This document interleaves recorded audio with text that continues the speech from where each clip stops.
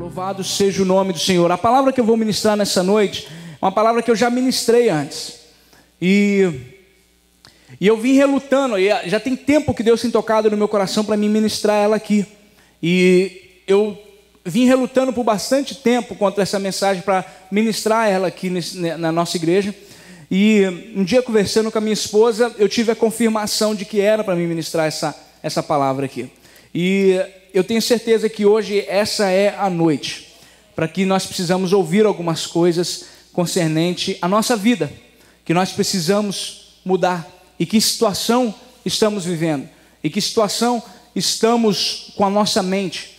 Eu costumo dizer que a partir do momento que você muda a sua mente, e as palavras que saem da sua boca, você muda a tua vida.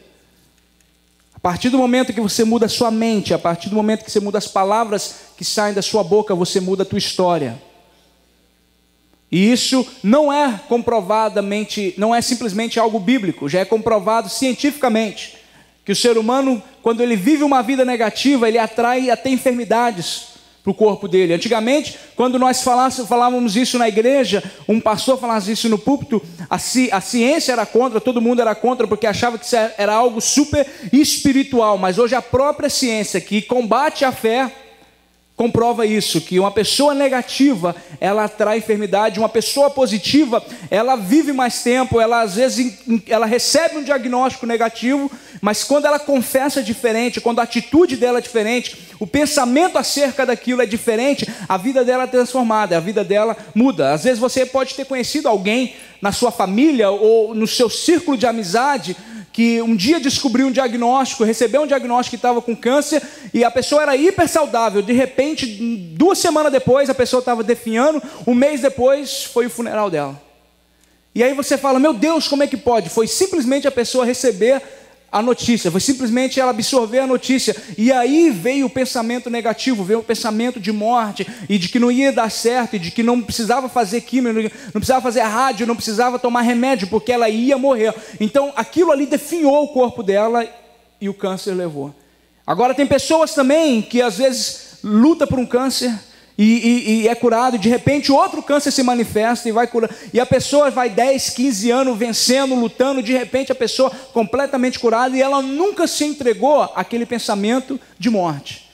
As palavras que saíam da boca dela e o pensamento, a cabeça dela era de que ela ia viver, e de que aquele câncer não veio para matar a vida dela, mas que veio para simplesmente, foi simplesmente um obstáculo, foi simplesmente um problema no caminho, que veio para impedir um pouquinho, e que também serviu de trampolim para me levar para um outro nível. E pessoas que têm esse tipo de pensamento, pessoas que têm esse tipo de atitude, mudam a vida dela. E a partir do momento que você tem esse tipo de atitude alinhado à palavra de Deus, você não só muda a sua vida, você muda também toda a sua história, toda a sua família, toda a sua geração. Porque eu vou mostrar para você aqui que pessoas que mudaram a mente, que entenderam quem eles eram em Cristo, não só mudaram a vida deles, mas mudaram toda uma história, toda uma geração. Você está pronto? Então a palavra que eu vou ministrar nessa noite é uma palavra que primeiro mudou a minha vida. Eu vou pregar para você aquilo que Deus fez em mim, primeiro. Eu não vou pregar para você algo que eu vi no YouTube. Eu não vou pregar para você algo que eu vi outro pastor pregar. Não sou nada contra isso também. Eu assisto muitos pregadores. Aprendo muito com outros pregadores. E uso, às vezes, muitas coisas que eu aprendo com outros pregadores. Mas eu quero falar para você nessa noite algo que mudou a minha vida particular. E se mudou a minha vida, vai mudar a sua também. Se mudou a minha vida, vai mudar a sua também. Porque Deus não tem acepção de pessoas. Deus não tem filhos especiais. A palavra de Deus, o mesmo efeito que ela tem na minha vida, ela tem na sua também. Às vezes simplesmente não tem o mesmo efeito na vida de um do outro, porque um absorve, entende, coloca em prática na vida dele melhor do que o outro. Para um é informação, para o outro é revelação. Informação não muda a vida de ninguém, mas revelação muda a nossa história. Amém? Abra sua Bíblia comigo em Gênesis capítulo 3. Gênesis capítulo 3. Eu quero que você mantenha sua Bíblia aberta e preste bastante atenção no início dessa mensagem. Por favor, preste atenção na mensagem inteira, mas principalmente no início, porque o início vai ligar ao final. E se você esquecer do início, você vai se perder no final. Você não vai entender exatamente o fechamento dessa mensagem. Gênesis capítulo 3, nós vamos ler do versículo 1 ao versículo 6. Nós estamos no início de um ano novo e nós estamos esperando tanta coisa do Senhor. Principalmente vocês, alunos do FITS que chegaram agora. Estou numa expectativa muito grande que 2015 será o seu ano. E vai ser o seu ano. E vai ser o seu ano. Mas talvez nós precisamos mudar algumas coisinhas na nossa mente aqui. E o título dessa mensagem é Crise de Identidade ou Identidade em Cristo. Crise de identidade ou identidade em Cristo. Onde é que nós estamos nessa noite? Em que situação nos encontramos nessa noite? Versículo 1 do capítulo 3 diz assim: Ora, a serpente era o mais astuto de todos os animais do campo que o Senhor Deus tinha feito. E esta disse à mulher: É assim que Deus disse, não comereis de toda a árvore do jardim? Respondeu a mulher à serpente: Do fruto da árvore do jardim podemos comer, mas do fruto da árvore que está no meio do jardim, disse Deus, não comereis dele, nem nele tocareis, para que não morrais. Disse a serpente à mulher: Certamente não morrereis, porque Deus sabe que no dia em que comerdes desse fruto, vossos olhos se abrirão e sereis como Deus. Repita assim comigo: sereis como Deus, conhecendo o bem e o mal. Então, vendo a mulher que aquela árvore era boa para se comer, e agradável aos olhos, e árvore desejável para dar entendimento, tomou do seu fruto, comeu e deu ao seu marido, e ele também comeu. Versículo 5 mais uma vez: Porque Deus sabe que no dia em que comerdes desse fruto, vossos olhos se abrirão, e sereis como Deus, conhecendo o bem e o mal. Aqui nós vemos a primeira crise de identidade da raça humana. A primeira crise de identidade da raça humana. Vire para a pessoa que está do seu lado e diga assim para ela: quando você quer ser quem você já é, você acaba se tornando quem você não é. Fala para a pessoa que está do outro lado agora. Fala com força, com autoridade. Quando você quer ser quem você já é, você acaba se tornando quem você não é. Porque agora eles são pecadores e antes eles não eram. Antes eles eram como Deus, mas agora eles não são mais. Eles já eram como Deus e não sabiam. Eles eram perfeitos. Deus o criou à imagem e semelhança. Eles eram santos como Deus. Eles já eram, porém eles não sabiam disso. E sereis como Deus. Primeira crise de identidade na raça humana. Imagine você como as coisas poderiam ser diferentes se Adão e Eva soubessem quem eles já eram em Deus. Como tudo poderia ser diferente se eles não tivessem caído na oferta medíocre do diabo, da serpente. Se eles soubessem quem eles já eram em Deus, imagina como tudo seria diferente se eles não se conformassem com a oferta medíocre do diabo. E eu não vou esperar até o final da mensagem para dizer umas coisas para você que você precisa ouvir. Não comprometa a sua identidade. Não comprometa o seu relacionamento com Deus por ofertas medíocres do diabo. Não se conforme com nada menos do que Deus te chamou para ser. Ele te chamou para grandezas, Ele te chamou para estar em cima e não embaixo. Ele te chamou para ser cabeça e não cauda. Não deixe o diabo roubar quem você é. Não deixe o diabo roubar a sua identidade. Não deixe ele roubar o seu destino. Você é abençoado e altamente favorecido por Deus. Você é a obra de arte de Deus. Você é tudo aquilo que Deus diz que você é.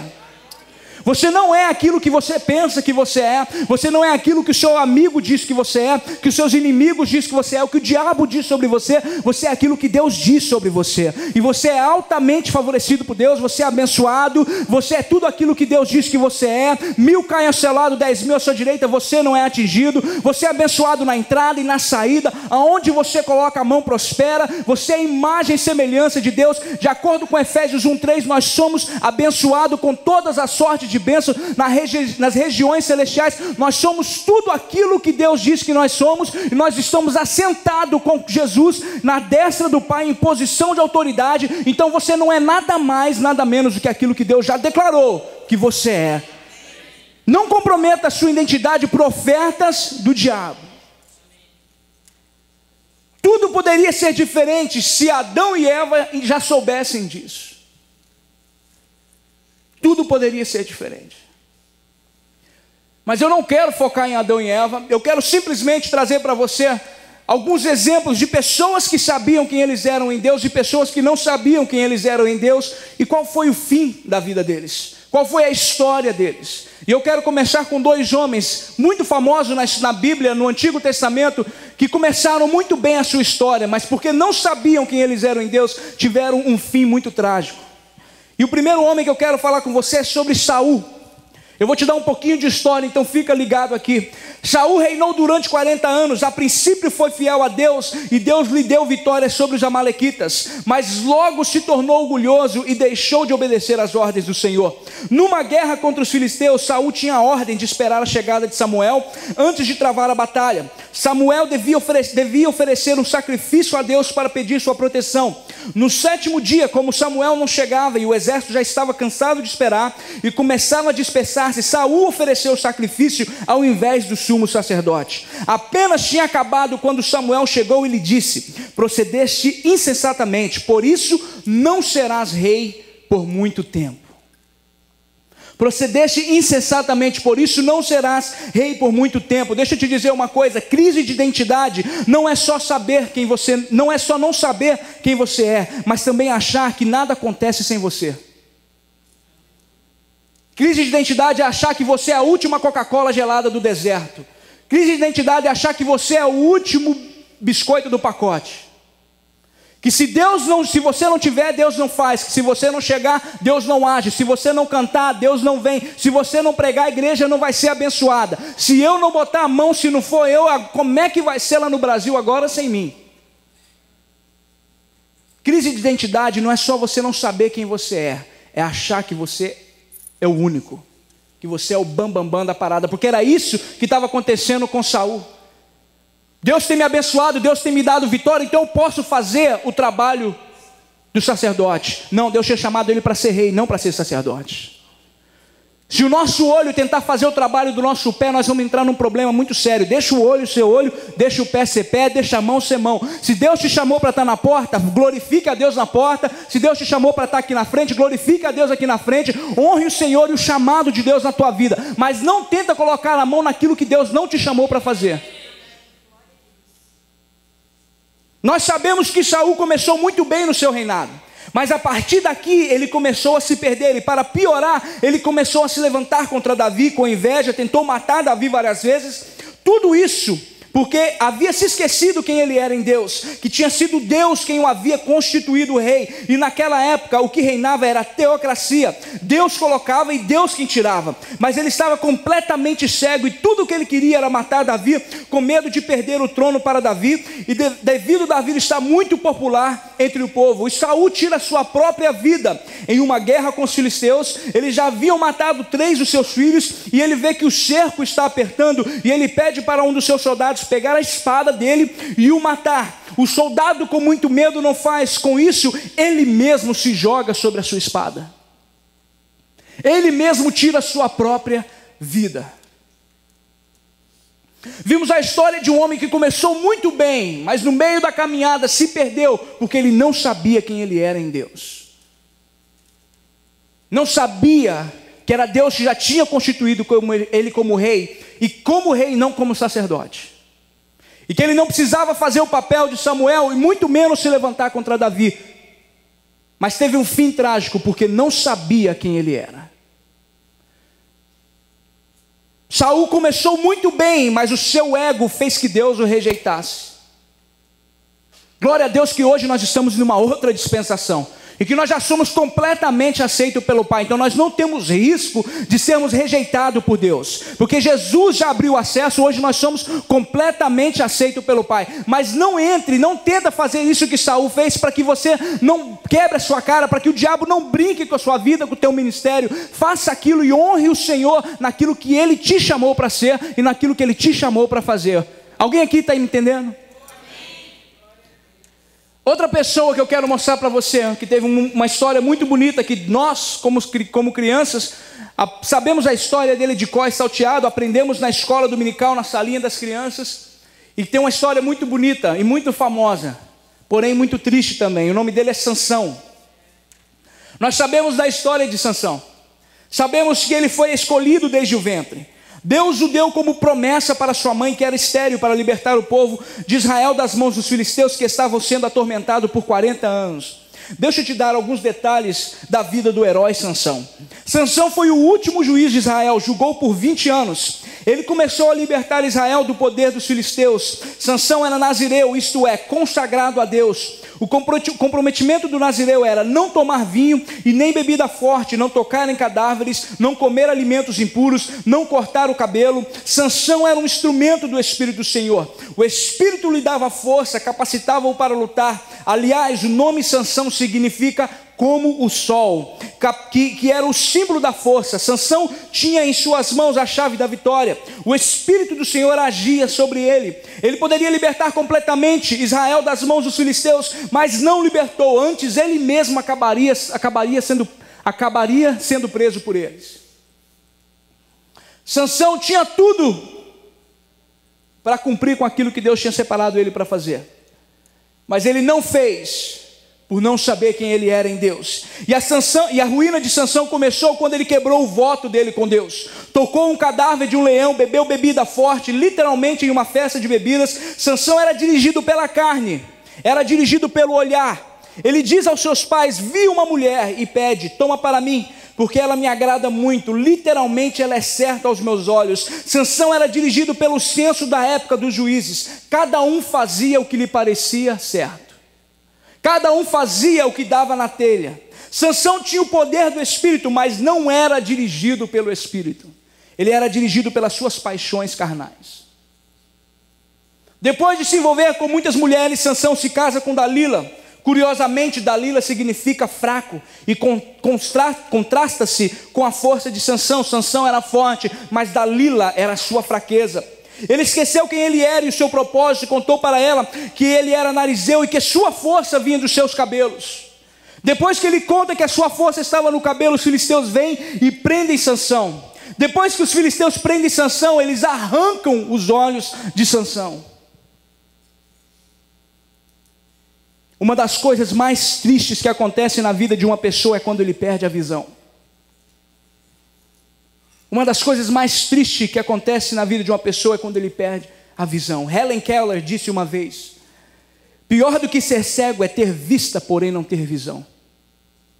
Pior do que ser cego é ter vista, porém não ter visão. E eu quero que você pense nisso. Depois que eles prendem Sansão, eles usam ele para animar a festa. Sansão vira chacota nas mãos dos inimigos. Quantas pessoas você conhece que tinha uma chamada linda, que tinha um ministério lindo, que você olhou para ele e falou: BC, esse aí é o próximo Billy Graham, esse aí é o próximo Benny Hinn, esse aí é o camarada, esse aí vai virar, esse aí Deus vai levantar, não tem jeito, Deus já colocou a mão. Mas o camarada de repente se encheu, porque Deus estava abençoando, porque Deus estava usando. De repente o cara perdeu tudo e acabou, perdeu família, perdeu o ministério e acabou virando chacota na mão do inimigo. Alguém aqui conhece alguém assim?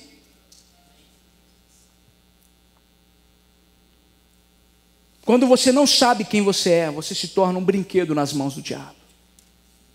O diabo brinca com o seu emocional, o diabo brinca com a sua vida, o diabo brinca com a sua família. Um dia as coisas acontecem, de repente uma porta se abre, de repente Deus abre aquela porta que você espera tanto e você fala: BC, agora deu certo, era isso que eu estava esperando. De repente a porta se fecha e você não entende por quê. De repente você encontra aquela pessoa que você fala: BC, esse aí é o varão que eu estava esperando, essa aí é a varão, é esse aí. De repente o camarada ou a menina se transforma e você não entende o que está acontecendo, e o diabo está brincando com seus sentimentos. E o diabo está brincando com a tua vida, está brincando com o teu ministério. De repente quando você vai, alguém se levanta contra você e aquele que você mais confiava. E aí você volta lá para trás de novo e recomeça tudo. Porém, você não recomeça da forma que você começou antes, mas agora você tem cicatrizes e desconfianças que você também agora não confia em mais ninguém. Você pensa que o que fizeram contigo pode fazer de novo, e agora você está traumatizado, e o diabo está brincando com a tua vida, e você está dando voltas, e ano entra, sai ano, entra ano, e a tua vida continua a mesma, e o diabo está brincando com a tua vida. Tudo isso porque você não sabe quem você é em Deus.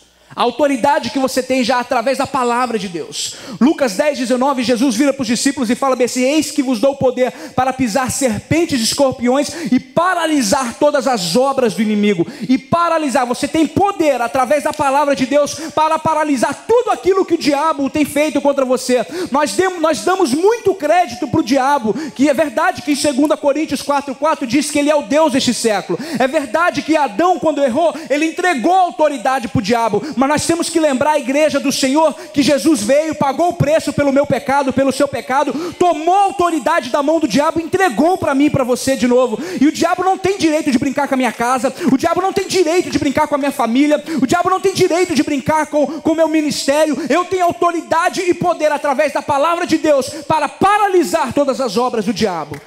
Mas se você não sabe quem você é e o poder que você tem, a autoridade que você tem, o diabo vai brincar com você. Mas na autoridade do nome de Jesus, isso vai quebrar aqui nessa noite. Se você entrou aqui nessa noite sem saber isso, se você entrou aqui nessa noite vivendo essa confusão, eu quero dizer para você que você não vai sair daqui da mesma forma que você entrou. A sua vida, a sua mente, a tua história vai mudar na autoridade do nome de Jesus.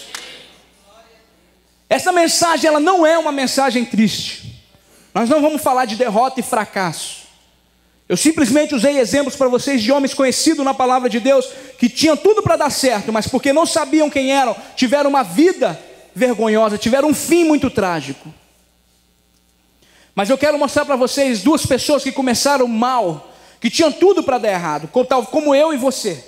Mas porque eles sabiam quem eles eram em Deus, eles mudaram a vida deles. E mudaram uma história, e mudaram uma geração. Tanto é que hoje, milhares de anos depois, eu e você ainda estamos falando deles e glorificando a Deus, porque eles sabiam quem eles eram em Deus. Você está pronto para ouvir? Primeiro que eu quero falar sobre ele é Gideão. Abre sua Bíblia comigo em Juízes, capítulo 6, versículo 11 ao versículo 18. Você vai acompanhando aí na tua Bíblia. Juízes, capítulo 6, versículo 11 ao versículo 18. O povo de Israel estava sendo dominado pelos midianitas por 7 anos. Os israelitas se escondiam em cavernas e nas montanhas, porque tudo o que eles faziam, todo o gado e toda a plantação era destruído pelos midianitas. No meio disso tudo está Gideão. Deus o chama para libertar Israel da opressão dos midianitas. E o anjo do Senhor aparece para ele quando ele está escondido malhando trigo. Vira para o teu irmão e fala para ele assim: escondido. E diz: você é corajoso, o Senhor está contigo. Essa afirmação do anjo aparece até irônica, porque que homem corajoso era esse que estava se escondendo? Que homem corajoso era esse que precisava se esconder? Talvez Gideão realmente fosse corajoso, mas todos aqueles anos sofrendo com a opressão dos midianitas deixou ele extremamente covarde. Em Juízes, capítulo 6, versículo 13, Gideão responde ao anjo do Senhor: se o Senhor Deus está com o nosso povo, por que está acontecendo tudo isso com a gente? Aonde estão aquelas coisas maravilhosas que os nossos antepassados nos contaram que o Senhor costumava fazer quando nos trouxe do Egito? Ele nos abandonou e nos entregou aos midianitas. Esse era o pensamento, essa era a visão que Gideão tinha de Deus. Mesmo tendo ouvido seus pais e avós contarem todas as maravilhas que Deus havia operado em favor dos israelitas, Gideão não acreditava em Deus. Ele não sabia o que o povo de Israel representava para Deus e nem quem Deus representava para o povo de Israel. Às vezes as suas más experiências do passado te impedem de crer em Deus pelas suas bênçãos futuras. É isso que estava acontecendo com Gideão. Tudo que estava na mente dele era o fracasso dos antepassados, eram as derrotas no deserto, eram os problemas. Então, às vezes, o trauma do passado nos impede de crer em Deus, que Deus é capaz de mudar a nossa história, que Deus ainda é Deus, e que Deus ainda tem um pacto com a gente, e que o que nós estamos vivendo hoje é temporário, é passageiro, e que Deus tem algo muito maior para nós. Mas nós estamos presos àquilo que fizeram com a gente, nós estamos presos àquilo que aconteceu no passado, e Deus está sacudindo eu e você e falando: meu filho, a minha palavra não volta atrás, a minha palavra não volta atrás, eu ainda vou cumprir tudo aquilo que eu falei com você, eu tenho uma aliança contigo, eu tenho um pacto contigo, e a sua história vai mudar, a tua geração vai mudar. Simplesmente confia em mim, coloca os seus olhos em mim, continua focado no alvo, esquece o que está acontecendo à sua direita, esquece o que está acontecendo à sua esquerda, ao seu redor, continue focado, continue caminhando, porque eu vou mudar a tua história. E é isso que Deus está falando para mim e para você. Esquece o que passou. Esquece o que aconteceu em 2014. Esquece o que aconteceu contigo em 1980, quando a tua avó gritou contigo. Tem gente até hoje caminhando com trauma da avó, do tio, da tia que brigou com ele, que bateu nela, que bateu nele. Esquece o passado, esquece. Você não tem como entrar no novo se você não abrir mão do velho. Você não tem como pegar o melhor se você não abrir mão do bom. E nem o extraordinário se você não abrir mão do melhor. Você tem que abrir mão de algo na tua vida para você poder entrar no novo. Não tem como você sair arrastando e carregando tudo. Não se preocupe, eu disse isso aqui algumas semanas atrás, quando algo morrer na tua vida. Fique atento, porque quando algo morre na tua vida, algo novo nasce. Deus traz algo novo para Saul, para Davi entrar e reinar e ser o melhor rei da história de Israel. Saul teve que morrer. Para Eliseu cumprir com o dobro de milagres que Elias cumpriu, Elias teve que ser arrebatado, Elias teve que sair de cena. Para Josué ser o líder que foi, Moisés teve que morrer. Algo tem que morrer para que o novo venha. E para a graça entrar e nos libertar, a lei teve que morrer. Jesus teve que morrer para que nós tivéssemos vida. Então não se preocupe quando algo morrer na tua vida. Algo novo está para nascer. Abra mão do velho e se prepare para entrar no novo de Deus. Alguém aqui recebe essa palavra? Deus tem algo novo para a tua vida.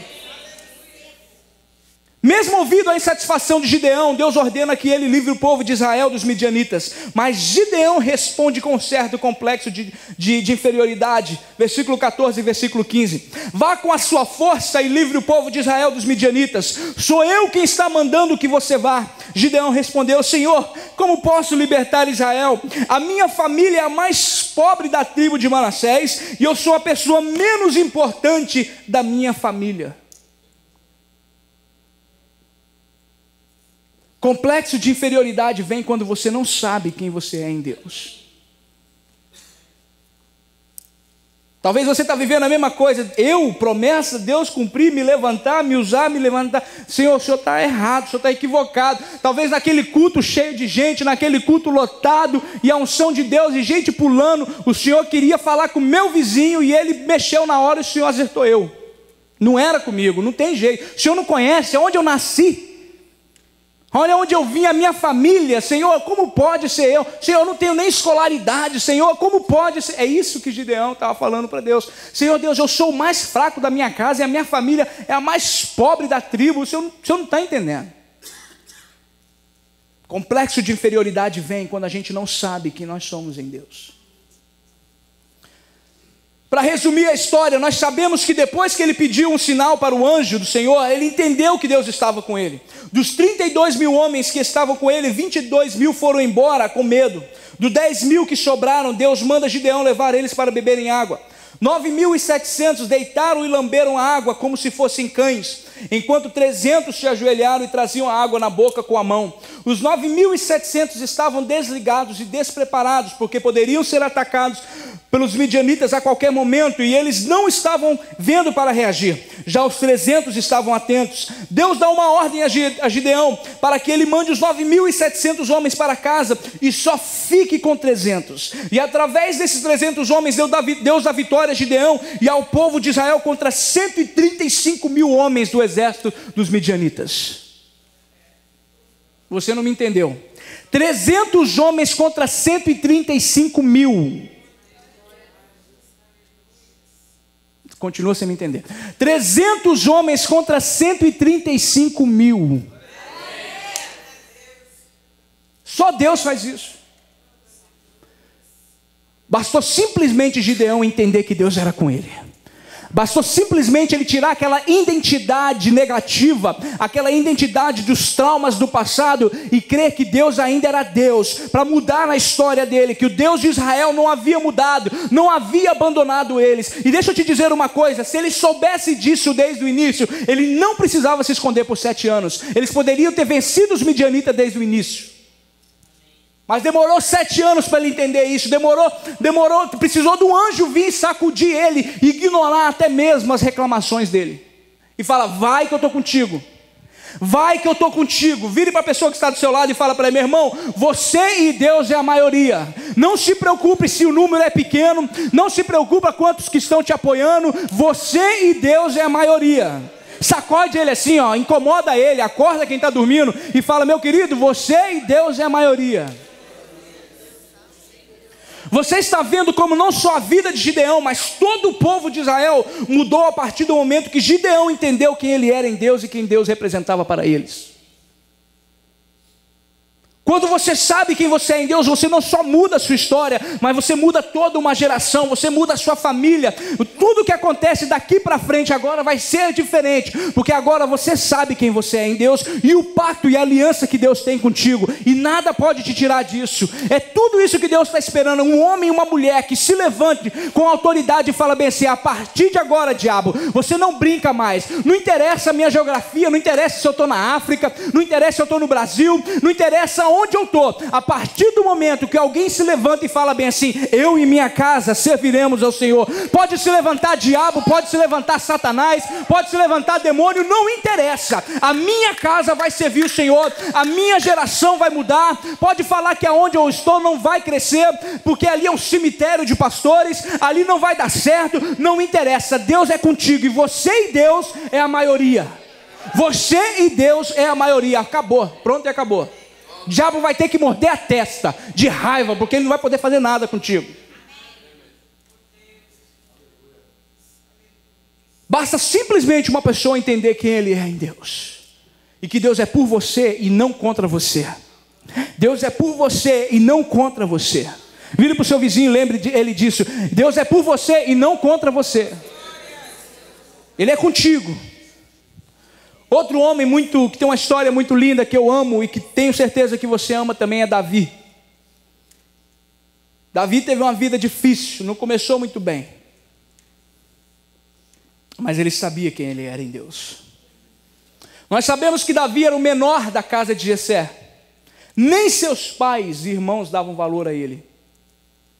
Nem seus pais e irmãos davam valor a ele. Tanto é que quando o profeta Samuel vai até a casa de Jessé para ungir um dos filhos a rei de Israel, Davi não é nem chamado para a festa.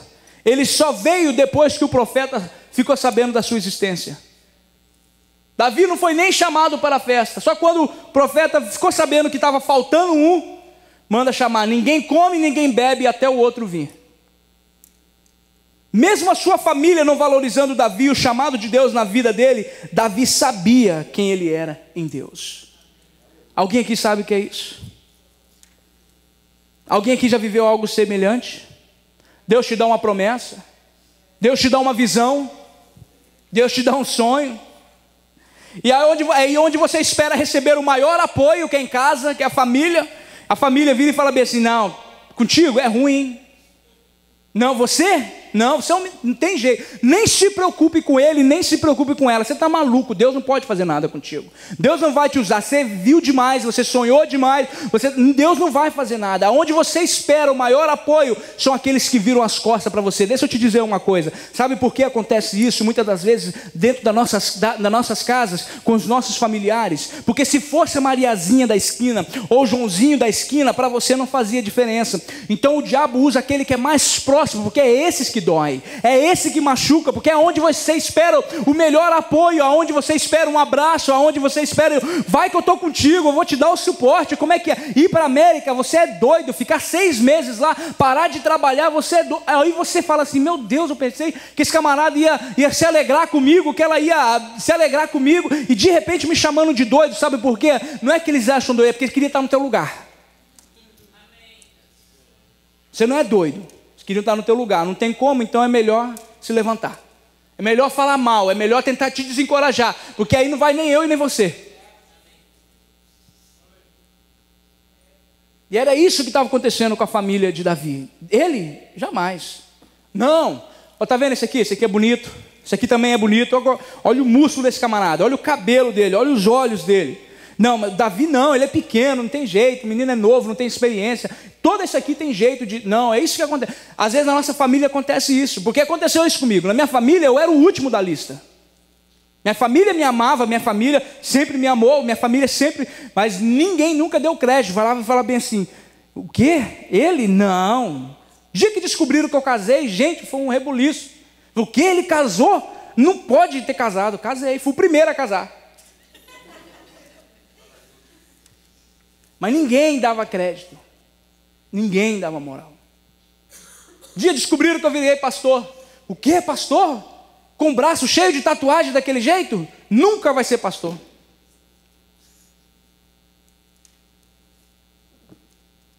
Glória a Deus que não é eles que chamam. Glória a Deus que não é ninguém quem chama. É Ele que chama. Não interessa os seus erros do passado.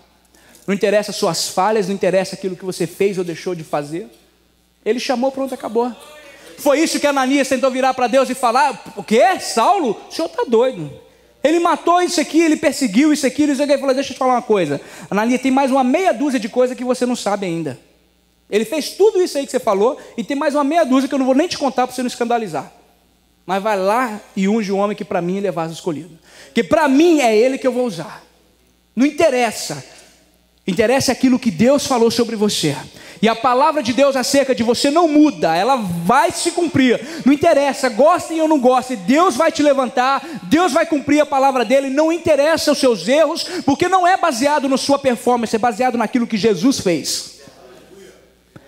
É baseado naquilo que Jesus fez. A palavra de Deus diz que pela desobediência de um, a morte reinou no mundo, mas pela obediência de um só também, muitos foram salvos. Pela obediência de Jesus que nós estamos aqui. É por causa dele, é por ele, o motivo todo é ele. E foi ele que te chamou, ele que te escolheu. Então não interessa, deixe falar. Vai ter que se cumprir. Vão ter que pegar um binóculo para poder te ver lá em cima, porque só assim que vão te ver. Alguém aqui está entendendo? Você pode dar um glória a Deus? Dei um tapa aqui e perdi. Aleluia. Golias passou 40 dias atormentando o povo de Israel. De que se havia um homem que pudesse enfrentar ele. E por 40 dias ninguém se manifestou. Davi se indignou com a ousadia do gigante e decidiu enfrentar Golias. A família de Davi tentou fazer que ele desistisse, o rei Saul tentou fazer que ele desistisse, porque ninguém acreditava que Davi poderia vencer Golias. Mas Davi sabia que não era através da sua força, mas através de Deus que ele o venceria. Davi não olhou para o gigante, mas para o tamanho do seu Deus, e ele disse: quem é esse circunciso que tem a ousadia de se levantar contra o Deus de Israel? Quem ele pensa que é para fazer isso? Davi nunca chamou Golias de gigante. Vira para a pessoa que está do seu lado e fala isso para ela. Davi nunca chamou Golias de gigante. Davi nunca chamou Golias de gigante. Davi falou: quem é esse maluco para se levantar contra o Deus de Israel e achar que vai ter sucesso?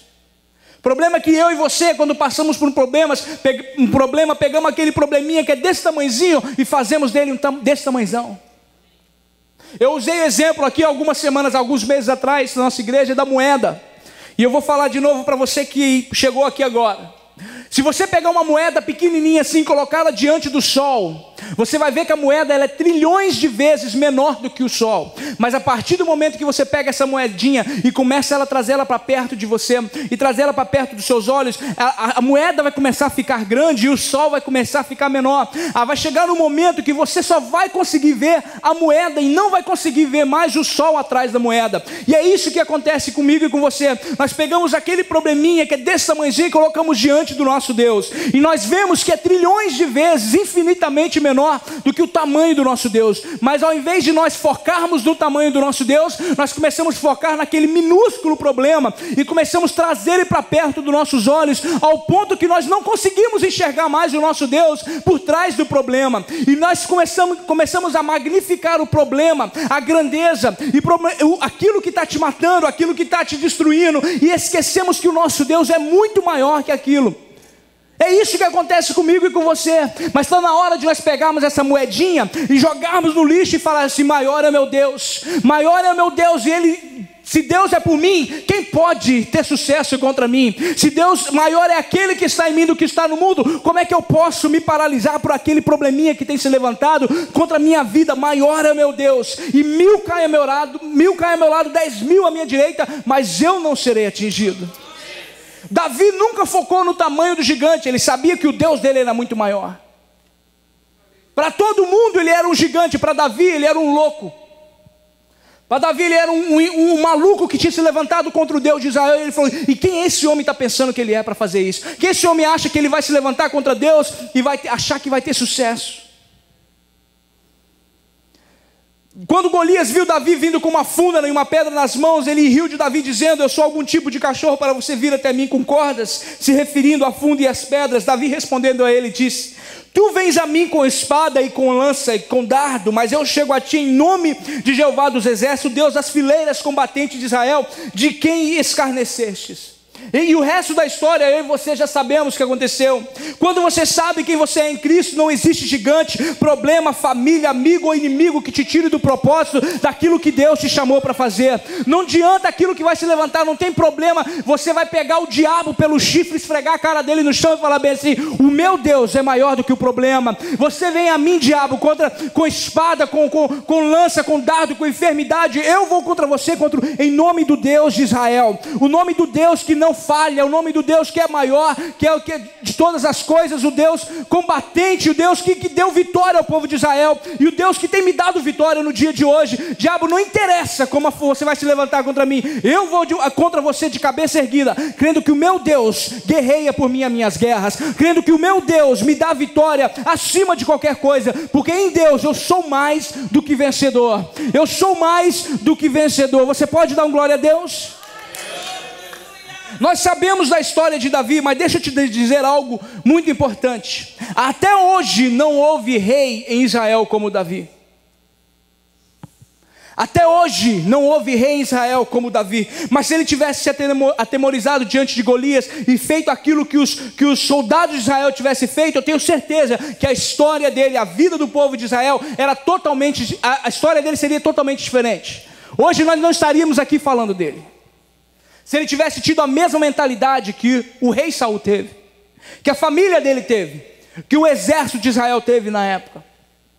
Mas Davi sabia quem ele era em Deus. E ele não só mudou a vida dele, ele não só mudou a história dele, quando ele mudou toda uma geração, quando ele mudou uma história para todo sempre, que milhares de anos depois nós estamos falando da vitória de Davi. Quantas igrejas no mundo hoje, a esse horário, estão pregando e falando daquilo que Deus fez na vida de Davi? Porque Davi sabia quem ele era em Deus. É isso que Deus está esperando. Simplesmente um homem, uma mulher que se levanta e fala bem assim: eu não estou focado na circunstância, eu não caminho baseado por aquilo que eu vejo, por aquilo que eu sinto. Eu caminho baseado por aquilo que Deus diz, por aquilo que Deus disse a meu respeito. Tudo isso, isso é tudo que Deus está esperando. Um homem e uma mulher que tem a ousadia para se levantar. Até aqui o diabo brincou. A minha família foi uma vergonha até aqui, mas de mim para frente vai ser diferente. De mim para frente vai ser diferente. Você recebe essa palavra? Eu usei alguns exemplos do Antigo Testamento, de homens que começaram muito bem e tiveram um fim trágico, também de homens que começaram mal, que tinham tudo para dar errado, mas que terminaram bem, porque entenderam quem eles eram em Deus. E nós amamos esses homens do Antigo Testamento, e nós temos ele como base para nossas vidas, de coisas boas que eles fizeram, que nós aprendemos e usamos como princípio para a nossa vida hoje, e também coisas ruins que eles fizeram, que nós também não aplicamos à nossa vida. Mas o nosso foco e o nosso exemplo, o nosso espelho é Jesus. E nós temos que lembrar que Jesus, ele era 100% Deus e 100% homem. E sendo 100% homem, ele também passou por provações, ele também passou por problemas, como eu e como você. E eu quero finalizar minha mensagem em Jesus. Abre sua Bíblia comigo em Mateus 4.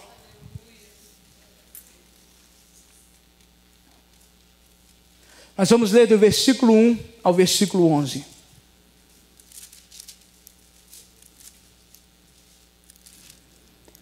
Versículo 1 diz assim: então foi conduzido Jesus pelo Espírito ao deserto para ser tentado pelo diabo. E tendo jejuado 40 dias e 40 noites, depois teve fome. Eu vou abrir um parênteses aqui no versículo 1. Então foi conduzido Jesus pelo Espírito ao deserto para ser tentado pelo diabo. Abrindo parênteses, saindo um pouco do nosso contexto. Muitas pessoas têm pegado esse texto isolado para falar que Deus tenta o filho dele, que que Jesus tinha sido levado pelo Espírito ao deserto para ser tentado pelo diabo. Jesus não foi levado para ser tentado pelo diabo. A palavra de Deus diz em Tiago que Deus não pode ser tentado por nada, por isso Ele não tenta ninguém. Deus não pode ser tentado por nada, por isso Ele não tenta ninguém. Jesus foi ao deserto para que Ele tivesse um momento dele com Deus, para que Ele tivesse um momento dele de jejum, para que Ele se preparasse para aquilo que estava por vir. Jesus sabia que depois dos 40 dias Ele começaria o ministério dele. E o diabo, sabendo que Jesus estava no deserto e que Jesus estava num momento de fragilidade, ele apareceu para tentar Jesus. Ele apareceu, tanto é que a palavra de Deus diz que ele aparece no final dos 40 dias. Por que ele não apareceu no início? Ele apareceu simplesmente no final dos 40 dias, porque ele sabia que Jesus estava frágil e na necessidade de pão e de água. Por isso que ele oferece para Jesus o quê? Pão, porque sabia que Jesus tinha o quê? Fome. O diabo sempre vai oferecer para você aquilo que você está precisando. O diabo tem nos acompanhado há muito tempo. Ele sabe da nossa necessidade, das nossas fraquezas. E sabe aquele momento que nós estamos mais vulneráveis para Ele nos oferecer algo que vai destruir a nossa vida. Então Jesus foi levado ao Espírito ao deserto, mas aí o tentador apareceu para tentar a vida dele, é o diabo. Eu quero dizer isso para você, porque talvez você está passando por um problema, ou já passou por um problema, e acha que é Deus que está tentando provar a tua fé. Deixa eu falar para você uma coisa, meu querido. Deus não precisa provar a tua fé, Ele te criou, Ele conhece o teu coração. Você acha que Ele não te conhece por dentro e por fora? Ele não precisa testar a tua fé. E não é Deus muitas das vezes que tem colocado você numa situação, não foi Deus que colocou enfermidade no teu corpo. Deus não tem enfermidade para colocar no teu corpo, porque se Deus tivesse enfermidade para colocar no teu corpo, por que então nós temos que rasgar Isaías 53, nós temos que rasgar 1 Pedro 2,24, que diz que Jesus levou sobre si toda a nossa enfermidade e pelas suas pisaduras nós fomos sarados. Se Ele levou no madeiro toda a enfermidade, por que Deus está dando enfermidade de volta para os seus filhos? Mentira do diabo. Deus não tem enfermidade para te dar. Deus não está testando a sua fé. Ele não pode ser testado por nada, por isso Ele não tenta ninguém. Você está entendendo aqui? Voltando ao nosso texto. Então foi conduzido Jesus pelo Espírito ao deserto para ser tentado pelo diabo, e tendo jejuado 40 dias e 40 noites, depois teve fome. Chegando então o tentador. A palavra de Deus mesmo diz, se nós lermos de forma correta, vamos ver que a própria palavra diz que o diabo é o tentador. E chegando então o tentador, disse-lhe, se tu és o Filho de Deus, manda que essas pedras se tornem em pães. Mas Jesus lhe respondeu, está escrito, nem só de pão viverá o homem, mas de toda palavra que sai da boca de Deus. Então o diabo levou a cidade santa, colocou sobre o pináculo do templo, e disse-lhe, se tu és o Filho de Deus, lança-te daqui para baixo, porque está escrito, aos seus anjos dará ordens ao teu respeito, e eles te sustentarão nas mãos, para que nunca tropeces em alguma pedra. Replicou-lhe Jesus, também está escrito, não tentarás o Senhor teu Deus. Novamente o diabo levou a um monte muito alto, e mostrou-lhe todos os reinos do mundo, e a glória deles, e disse-lhe, tudo isso te darei, se prostrado me adorares. Então ordenou-lhe Jesus, vai-te Satanás, porque está escrito, ao Senhor teu Deus adorarás, e só a Ele servirás. Então o diabo o deixou, e eis que anjos o serviram, e eis que anjos vieram e o serviram. Aqui nós vemos que o diabo tentou fazer a mesma coisa com Jesus, o que ele fez com Eva no Éden. Lembra que eu disse que o final da mensagem ia ligar com o início da mensagem? O diabo tenta fazer com Jesus a mesma coisa que ele fez com Eva lá no Éden. Se tu és o Filho de Deus, se vocês comerem, vocês serão como Deus. Se tu és o Filho de Deus. Se tu és o Filho de Deus. Milhares de anos depois o diabo tenta usar a mesma artimanha. Porque ele sabe que um dos maiores problemas da humanidade é a crise de identidade. Hoje as pessoas são uma coisa, amanhã elas querem ser outra. O diabo sabe. Eles não sabem quem são. O diabo sempre tenta usar a mesma artimanha. Sabe por quê? Porque está dando certo. E ele sabe que se ele não pega a pessoa no fato dela não saber quem ela é, vai tentar pegar a pessoa no ego dela.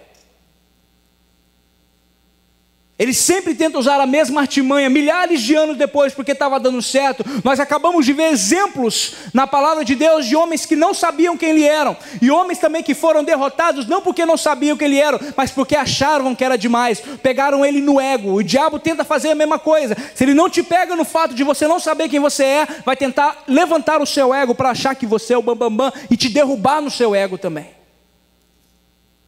Por que o diabo está fazendo milhares de anos a mesma coisa? Porque tem dado certo.